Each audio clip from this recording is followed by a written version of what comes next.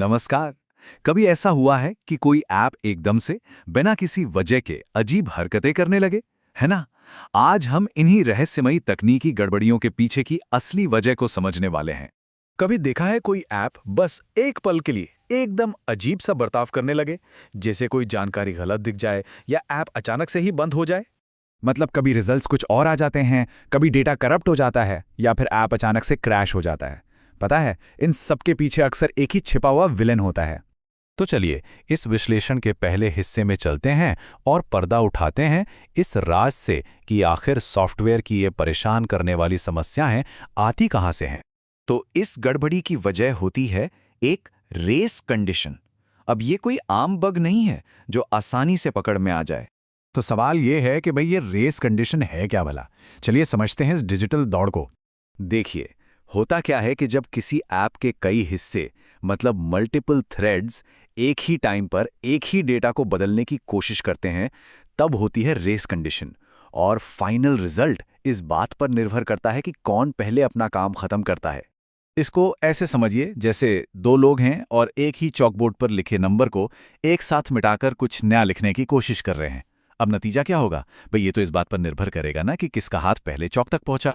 इनकी सबसे बड़ी दिक्कत पता है क्या है? ये तभी होते हैं जब ऐप में बहुत कुछ एक साथ चल रहा हो, और इसीलिए डेवलपर्स के लिए इन्हें ढूंढना और ठीक करना बहुत मुश्किल हो जाता है, क्योंकि ये हर बार नहीं होते, बस कभी-कभी अचानक से हो जाते हैं।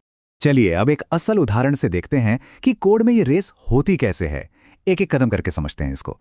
तो मान लेते हैं कि हमारे पास एक शेयर्ड नंबर है काउंट, और इसकी शुरुआती कीमत है 0। यही है हमारा चॉकबोर्ड। अब मैदान में आते हैं दो अलग अलग प्रोसेस, या कह लीजिए ऐप के दो हिस्से। दोनों का मकसद एक ही है, काउंट की वैल्यू में 1 जोड़ना और रेस शुरू। तो जरा सोचिए, काउंट का फाइनल रिजल्ट क्या होना चाहिए? आसान लगता है ना? 0 से शुरू किया, 2 बार 1 जोड़ा तो जवाब हुआ 2। लेकिन यही तो सारा खेल है। असली रिजल्ट 1 भी हो सकता है और 2 भी। सब कुछ टाइमिंग पर निर्भर करता है। हो सकता है दोनों प्रोसेस एक ही टाइम पर 0 पढ़ें और दोनों ही उसे 1 बना दें।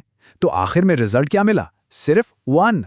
और यही इस पूरी कहानी का सार है। रेस कंडीशंस तब होती हैं जब टाइमिंग नतीजों को गड़बड़ कर देती है। तो प्रॉब्लम तो समझ आ गई, अब इसके सल्यूशन की बात करते हैं। इस पूरे केओस में, इस गड़बड़ी में एक ऑर्डर कैसे लाया जाए?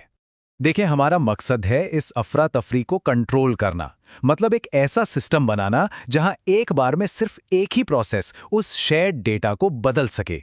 इससे क्या होगा? रिजल्ट हमेशा वही आएगा जो हम चाहते हैं। तो डेवलपर्स इसके लिए 3 मेन तरीके अपनाते हैं। पहला है सीरियल क्यू, जो सारे कामों को एक लाइन में लगा देता है, बिल्कुल बैंक की लाइन की तरह, एक के बाद एक। दूसरा, लॉक्स का इस्तेमाल, जो डेटा पर एक ताला लगा देता है। जब तक एक प्रोसेस अंदर है, दूसरा बाहर इंतजार करेगा।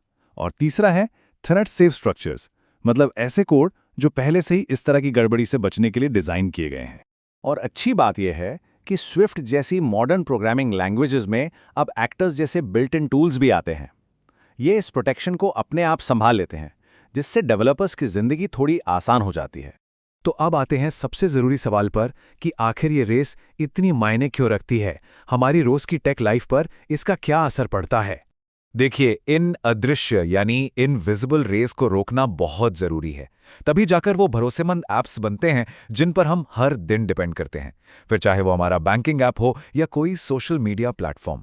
तो अगली बार जब कोई ऐप स्मूथली चले तो एक पल को सोचिएगा जरूर, हमारी डिजिटल जिंदगी को इतना आसान बनाने के लिए हर एक सेकंड में न जाने कितनी डिजिटल रेस को सही ढंग से मैनेज किया जा रहा होगा। ये टेक्नोलॉजी की दुनिया का एक छिपा हुआ लेकिन बहुत ही कमाल का पहलू है।